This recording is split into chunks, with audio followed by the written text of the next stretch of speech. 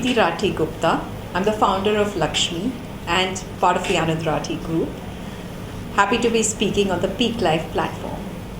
So, Preeti, as the founder of India's first financial platform for women exclusively, how has your journey been so far? Well, pretty much like a roller coaster ride. I think to step out of a large parent company and set up something which is lean, agile, and just build for a target segment that has never been catered to. I think it was an uphill task that I took on, but I also knew that there was such a large opportunity. We're talking about half of our country's population, and less than 3% out of their population really manage their own money. So that leaves for a huge market opportunity. I think the idea was just to crack how you get women onto the platform. So I think the first year we did a lot of research. We met about 3,000 to 4,000 women to understand what are their friction points. And I think we sort of, assimilated all those learnings and created what LXME looks like today. I think that was probably the first challenge, and the second was really to go out and test our thesis in the market and see whether it really works. Interestingly for us, I think a lot of our pillars on which LXME is built, like the community, or like starting with savings instead of talking investments first, I think have really played out well for us. We started during COVID times.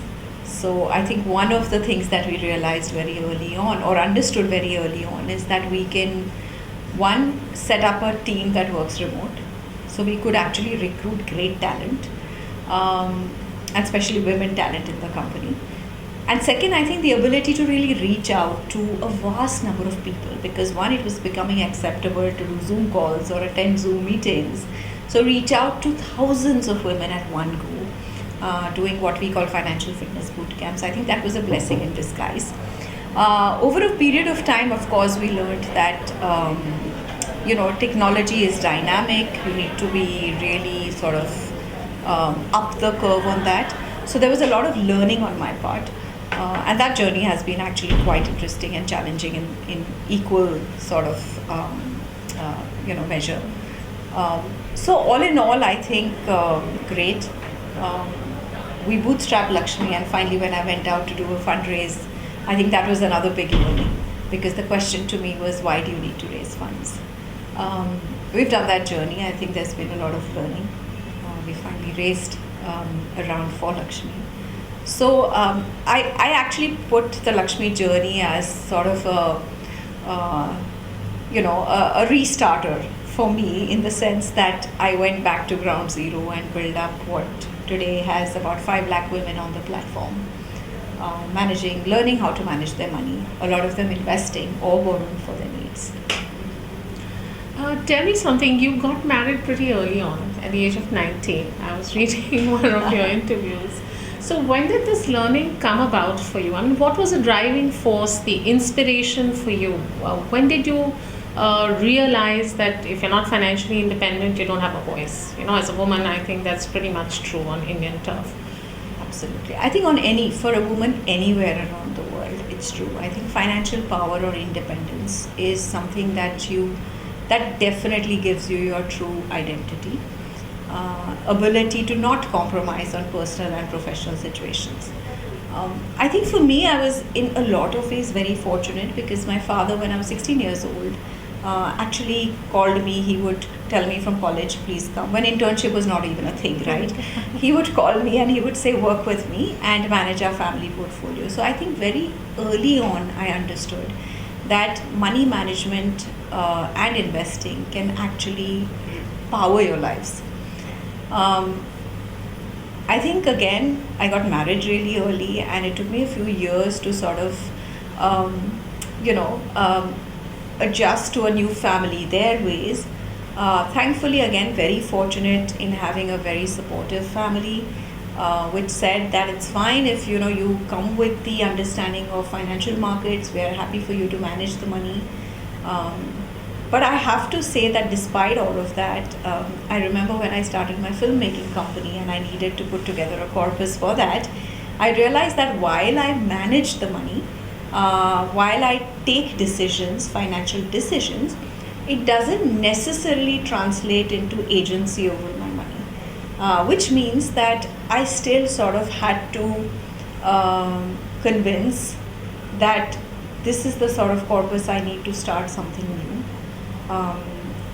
Ideally, I think that point was sort of the pivot for me to know that making financial decisions, taking charge of your money, and working your financial goals into that is so important.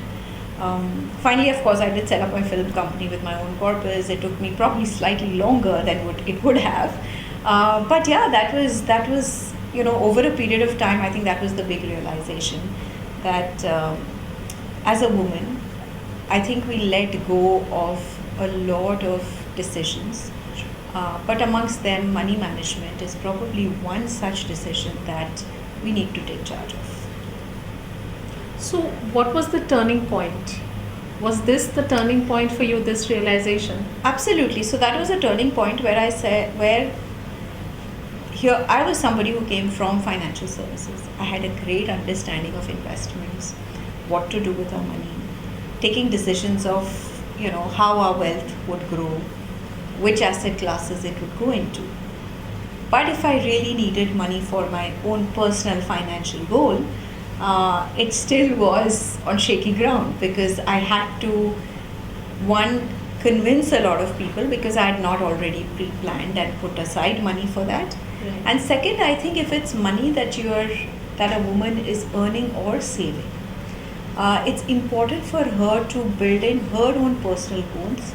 So there are family goals and there are personal goals. It's important to bring in her personal goals as well, while she's working towards that money. So for me, that was a great aha moment. It wasn't just a turning point, it was a big aha moment to say, if this could happen to me, it could happen very well to everybody out there, especially every woman who shies away from even talking money. Right. Why did you go to Harvard Business School?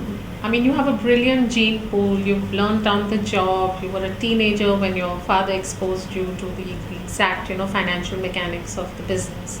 What made you go? And I think you got married and subsequently you had gone after a couple of years.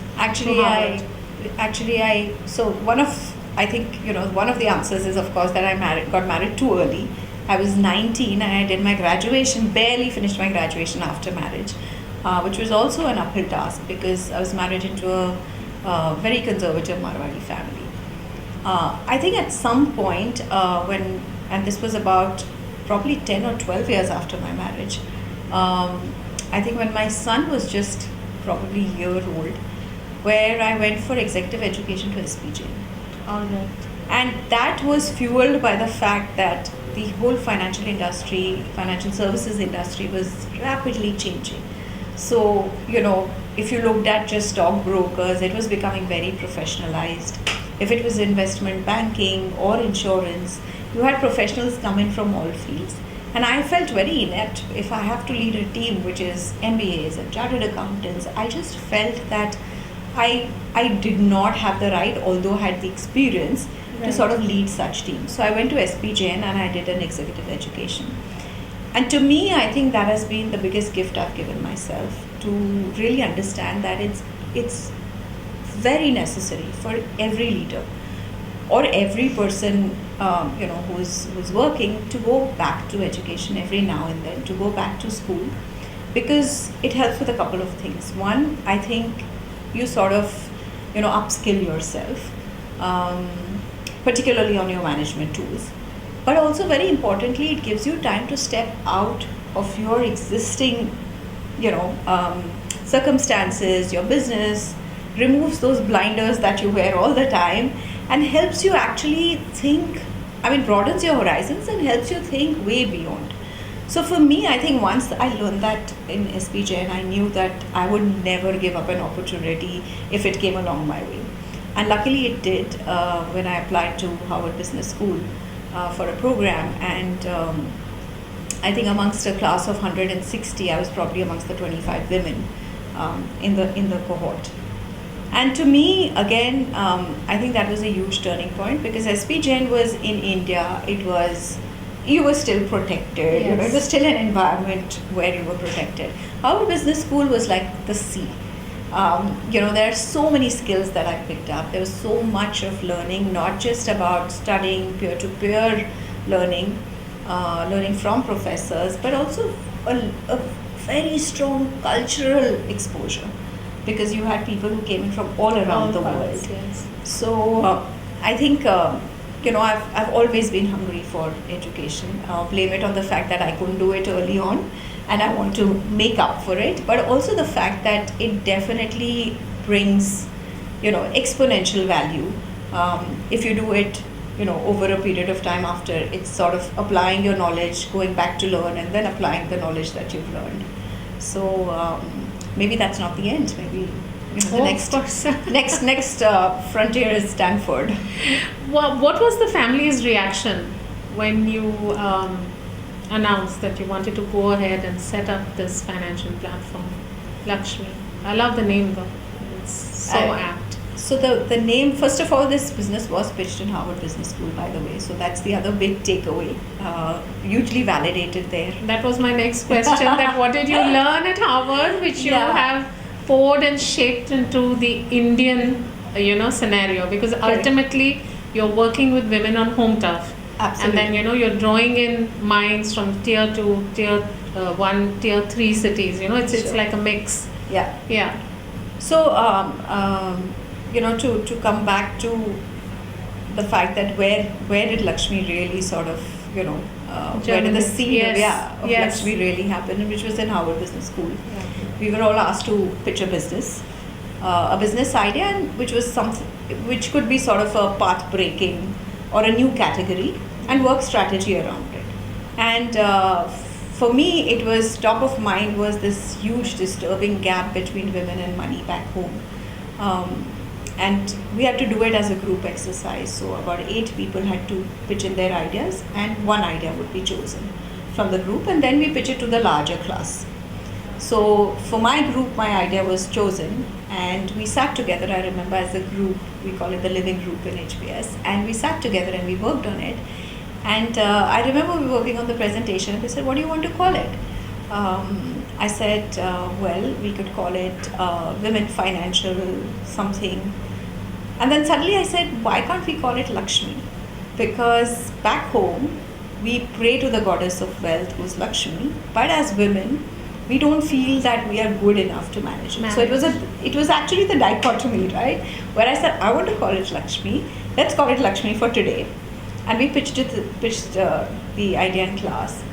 I think I was hugely surprised when all the women in my class said, this is great, can I take it to my country? So I think a huge validation that it's not just women in India. It's women across the world.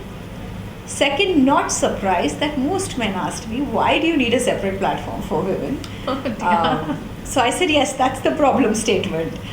Because I think the industry is male dominated, and men talk to men, and therefore they miss out the right communication, understanding behavior of women towards money. But hugely validated, and came back and started work on Lakshmi. I came back and spoke to my family, and I said, this is something that I want to do. I think I remember my father and my husband saying, it's great, you should do it. We definitely want to help women get, financially savvy. But I always feel that in a larger organization, it's always harder to build something that is for women and not make it sound as one of the initiatives or a CSR project or something that we are doing because, we feel socially responsible. And miss that opportunity. Also, something like Lakshmi needed to be very, very agile. It needed sort of, quick building, quick prototypes. It definitely needed risk capital. And I think from where I come, risk capital is surely not like a done thing for businesses. We spoke about businesses where it is, when do we break even, right? So I think, which is why I took Lakshmi out. I stepped out and started Lakshmi with my co-founder Rithi. And and the family has been very supportive. I think they even understood the fact that, I need to step out and set this up. I think their only sort of feedback to me all along from the day I started to today is, you've taken on such a busy lifestyle. You've taken on so much work. Are you sure you want to do this? And I'm like, yes, of course. But your busyness validates you in so many ways, No, absolutely. Look, I think it is, like I said, building businesses with already existing teams or large teams. I'm not saying it's easy, but really building, and when we started out, we were just two people building a company. To really sort of building it very lean, understanding technology, understanding, simple things like digital marketing, right? It was completely new to me. Right. But really going out there, putting yourself out there, even to fundraise, all new experiences. And I think a startup founder's life is sort of being hands-on with everything in the early stages. And so the day begins probably at 8 and ends at God knows whenever it chooses to end. So there's no growth in the comfort zone, clearly, as all of us know that. Yeah. I want to know, are there any strong women in your family? You come of a traditional Marwari community. Are there any strong women in your family who've inspired you in some way to follow your dream, to etch a dream different from others? So I always, when I speak about Lakshmi, I always go back to my grandmother, my father's mother. And I think back when there were no sort of easy access to, there weren't even stock markets then or capital markets then. I think she was still strong enough to save money and grow it.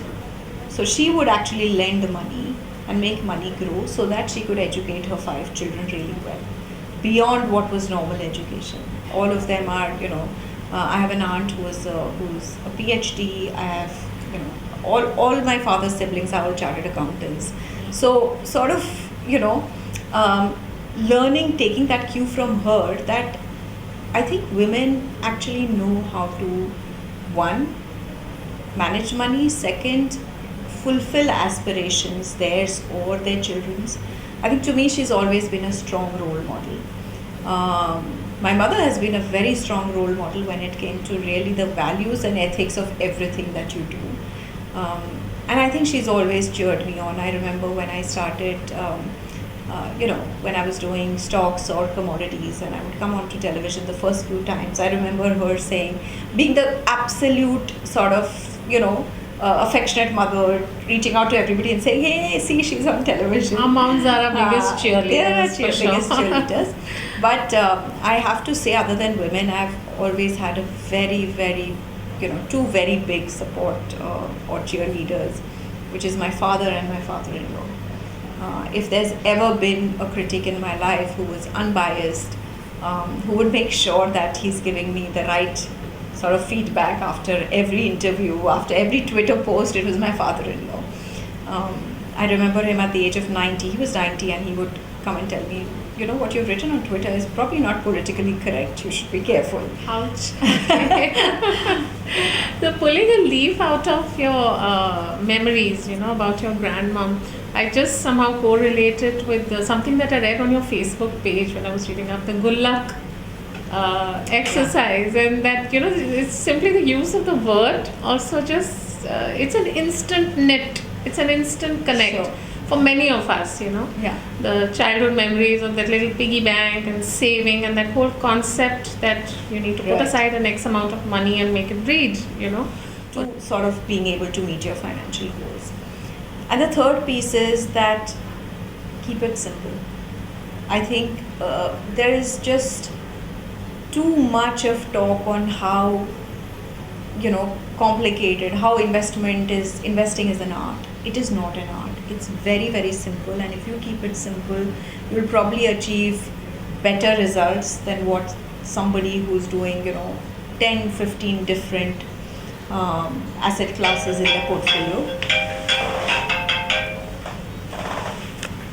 Sorry about that. No worries. We'll do the last bit again, the last question, the last piece that I was saying. Much, much faster. So normally a woman would take about 1.5 years to take that first decision. On the Lakshmi community, a woman takes about 1.5 to 3 months, and she's happy to start because she's learned, she's built that trust, and she's happy to do her first investment. So I think, bringing the behavior of women together, understanding that we definitely need to have a very clear monetization model is probably what I brought onto the table. So tell me something, is there like a cross section of users on the Lakshmi community, like from the rural areas and the urban areas, and how is it that you effectively bridge that gap between women and wealth across these two? So I think we realized very early on that the more affluent women get, the further away is the thought of managing their money. It is the truth that today India's aspirational class is actually the middle income group, where they want a better standard of living, they want a better education for their children, and in that section, men are also not financially savvy. So women actually are very hungry to say, what can we do, with our money? How can we actually be smart on all fronts? Whether it is giving the right exposure to our children, you will see, women reaching out, taking their children hours to a robotics class, or some sort of additional activity, and which is where we realized that the uptake was the maximum, where women felt that yes, this is something that I want to do. I think it helped that we are a digital product. It helped that we've taken democratization really to every woman, so she can start her journey with even like 100 rupees. Having said that, I think we see typically women in the segment of household incomes of 8 to 10 lakhs per annum and above investing. So even at that level, we see a lot of interest. So to me, I think women and wealth is, we've sort of removed that connotation that women and wealth is only meant for the affluent, or only affluent women will build wealth. We are a savings economy, in contrast to the Western economy. Absolutely. The middle income sits on close to like a $500 billion wealth, which is sitting in fixed deposits, gold. And I think women can be amazing enablers to financialization of that wealth. So I think we're using all of these tools. We understand behavior, community, saying that we're not talking investing, we are actually saying create your financial security, create your family's financial security, create your financial freedom. And that's a very important aspect. What's happened over the years is, India as a country sort of started encouraging their women to educate themselves, follow a ambitious career path to earn money. But we're still a long way away from saying that once you've earned that money, how are you making sure that you're financially free? You're not dependent on somebody for any of your financial goals. And I think that's the journey we're helping women do. When it's your money that you've saved and earned, how do you create that financial security and freedom for yourself? And that's the true wealth. Absolutely. So do tier 3 cities form a part of the Lakshmi ecosystem at the moment? I think very few. I think we're there in metros, tier 1, tier 2 cities. Tier 3, very few. Like I said, it helps that it's a digital product. It's an app. So anybody, anywhere with, any sort of understanding, any sort of digital presence will be able to, access and invest on Lakshmi. So one of the interesting things that we've done is we've removed this idea of urban women from just their geographical location. We said an urban woman is a woman who is using a smartphone. She's accessing, say, Amazon through that phone. She's making some digital payment. She's either using a wallet. She's doing pretty much what a woman in a city would also do. And that sort of removes geographical barriers. Absolutely. So we're still not, but what we've done is we've actually we've localized our apps as well.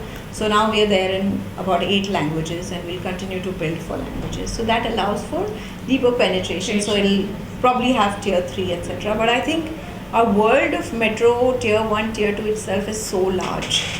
Our market opportunity there. So right now that's our focus. I think tier 3 still needs a slightly more assisted model. Yes. And I think when we are sort of ready for that, we will definitely take it with focus to tier 3. So what's next for Lakshmi? So I think we are, today we are a community, we are an investment platform, we are a savings platform, we have a lending platform so women can borrow from us. I think what we've realized, and that's the benefit of community, where women tell you what they need, right? So the product is being built actually by them. And they said, look, we don't have time to do different money actions on different platforms. Whether it's my payments, whether it's my bill payments, any of what I do, can I do it on one platform? And I think that's what we are making Lakshmi into, like the money platform for women. Whether they want to do payments, investing, borrowing, learning, anything around money, insurance, all of it on one platform. And I think the big benefit for women is, like we said, we have time poverty. We suffer from time poverty. So if we can actually save time doing all of that, we don't have to do KYCs on different platforms, go and make the platform understand and answer different questions on different platforms. We save time. And for Lakshmi, the benefit is that, if a woman is actually interacting across all of this, the platform understands her better, her behavior better. So, India's first neobank. I won't call it a neobank. I think neobank is. So I think my biggest learning has been that we spend too much energy and time trying to fit in. I think it's very important, like there's a saying by Oscar Wilde which goes like, be you, be yourself, because everybody else is taken. And I think it's very important to be authentic, whether it is your aspirations, your goals, what you believe in, to be the driving force in life. What it does is, one, I think helps you sort of chart out your own path with a lot of conviction. And I think it's very important especially for women, to very clearly communicate that. I feel we have our goals, we have our aspirations, we don't communicate that enough to our families or people around us or even to our teams. I think the second important learning in life is that communication is probably one of the most important tools that we have, and we should use it very openly, very actively. And my third learning has been that relationships are very, very critical, especially for a woman. Whether it's the support system you create around you, whether it's the relationships you build at work or outside of work, networking that we refuse to do because we feel we don't have enough time. But all of these are very, very important for a very, very fulfilling personal or professional life. Great. Thank you so much for taking out time to chat with the PEAKLIFE team, and I'm sure our conversation has brought forth many, many pearls of wisdom and very important and tangible takeaways for all our readers and viewers. Thank you so much, Priti. Thank you. It's been a pleasure.